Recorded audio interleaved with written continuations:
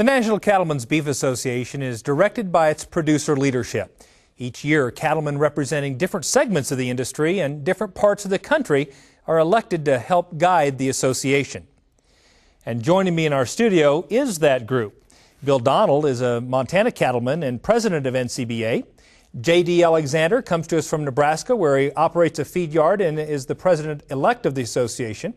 And Scott George comes to us from Wyoming as a dairy producer. Gentlemen, thanks for coming to the show. Good to be here. Good. Well, let's begin with a similar question to all three of you. I'll start with you, Bill. Why are you an NCBA member? Give us a little bit about that background. Well, I originally got involved with some issues in Montana and through the Montana Stock Growers Association, which is the NCBA affiliate. And when I got into that organization, I got interested in all the different issues that impact cattlemen across the state. And I got into leadership, and when I got into the officer rotation of Montana Stock Growers, that put me on the board at NCBA, where I was exposed to all the issues all over the country. And I found that fascinating and thought that maybe I should give something back to the industry from which I derive my living. So I volunteered to be in the leadership at NCBA. J.D., what about you? What brought you to NCBA? Well, very similar situation. I think everybody in the cattle business gets started on their local level, and that usually leads to something else. Once I became into the local level, I got to be on the executive committee of the Nebraska Cattlemen. Eventually worked my way up to be president. And normally when you get into those positions, you also get a position on the National Cattlemen's Beef Association. And that really got us involved, went to a lot of meetings, get into items that you're really interested in. And it just, it's kind of the staying factor. You're very involved, very interested, and things get more and more enlightened, and you want to be a part of it, of something good like NCBA, so the rest is history. Scott, a lot of people think of the National Cattlemen's Beef Association just being about beef cattle. You're a dairy producer. Tell us about your involvement at NCBA and what brought you to the organization. I actually came from a different side of this. I got involved in the beef promotion end of this business, and as I came in contact with NCBA, I saw how they were also dealing with the political issues, the defending our right to stay in business and defending our right and helping us be profitable in our business. And I found it to be an organization that helps all segments of the industry be profitable, and I like that. And I've been very pleased with this organization, how they look at the issues, find solutions, how they're trying to promote the product that we produce to our consumers and address the issues that they've got concerns about. And so that's why I'm here today. That's great. Bill, let me turn back to you. You've had some recent wins in Washington, D.C. and otherwise. Why don't you tell folks a little bit about some of those key accomplishments? This has been a great year. NCBA's D.C. team has been absolutely phenomenal, on target. After 5 years, we finally got 3 free trade agreements passed with South Korea, Panama, and Colombia. Those are huge. They'll put many dollars back in producers' pockets. One of the other things about the South Korean Free Trade Agreement is using it for a template for other countries in the Asian Rim.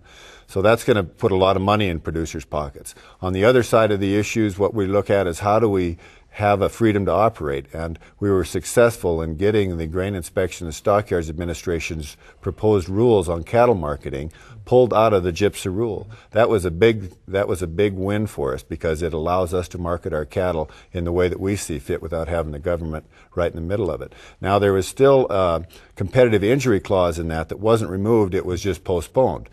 But we were able to remove the funding from the appropriations bill, so we have got until next September to see if we can't get a permanent fix in for that.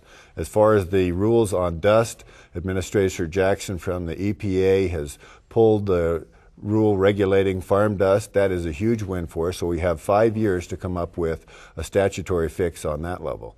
And if we look at the other side with some of the promotional work we do with a checkoff, we've produced a document called the Cattleman Stewardship Review, which really defines who cattlemen are.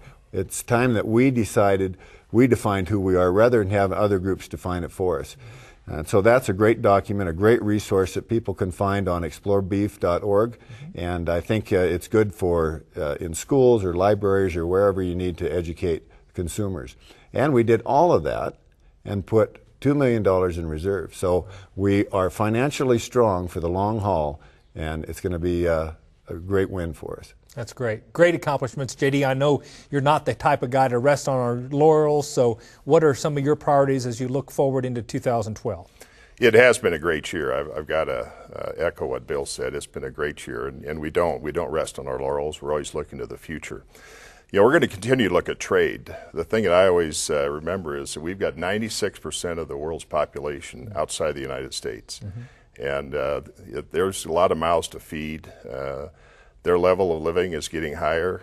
Once you do that, they want a better standard of a meal, more protein, and we want beef to be the center of the plate. So we're going to continue to look at trade. You know, another issue that we've got to look at next year is coming around looking at the estate tax again. You know, we put that to rest a couple years ago. In 2012, it resurfaces. We're going to have to address that because it goes back to, I think the number is $1 million exemption. And then anything above and beyond that is taxed at 55%. That's devastating to our producers. You know, we're all about moving our business to the next generation. With those type of taxes, it's next to impossible. One of my favorite sayings is, if you're not at the table, you're on the menu. And I think the thing that we've got to remember there is NCBA looks at all issues. We don't just pick the ones we think we can win.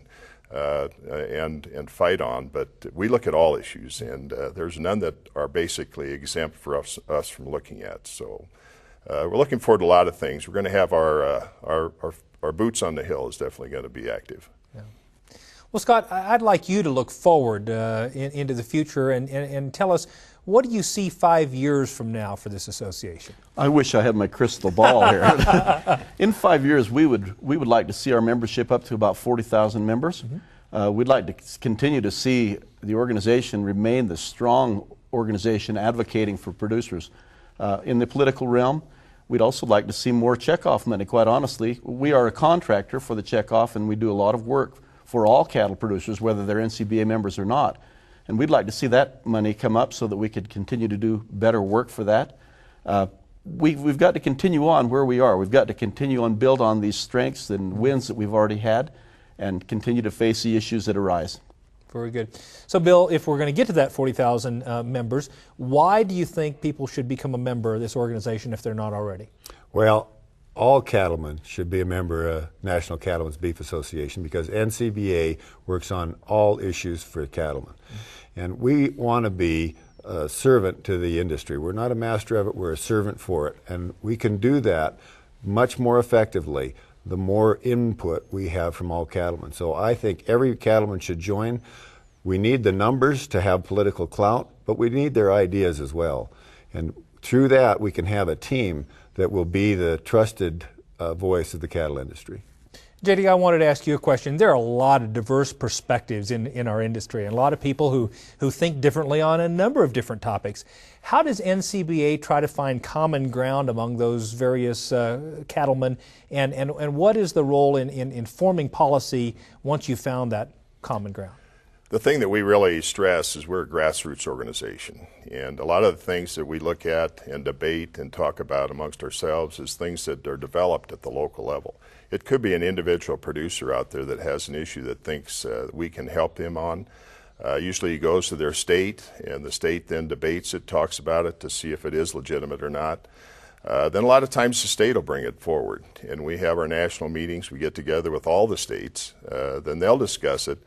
I call it kind of a check and balance system. You know, it might be right for one state, but not necessarily for another. It might be right for a region and not another. But it's discussion, it's hall talk, it's debate, and it's voted on. We're a democratic organization where, you know, if somebody has something and it's a good idea, it'll be discussed, talked about, voted on, either up or down.